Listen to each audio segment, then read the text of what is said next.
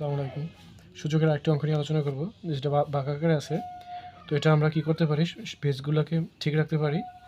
তো আমার সূত্র অনুযায়ী ভাগ আকারে থাকলে পাওয়ারগুলো মাইনাস হয়, অর্থাৎ 3 - 6 4 3 থেকে 6 গেলে 6 থেকে 3 গেলে কত থাকে, 3 থাকে। যেহেতু বড় সংখ্যা মাইনাস, এ কারণে -3 হয়েছে।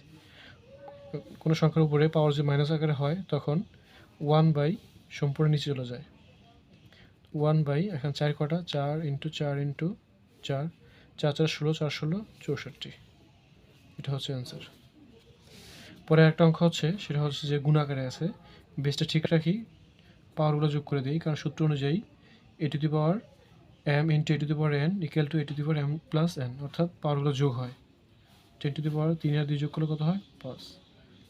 অর্থাৎ এখানে 5টা শূন্য লিখতে পারি, অথবা এখানে অ্যান্সার দিতে পারি আমরা।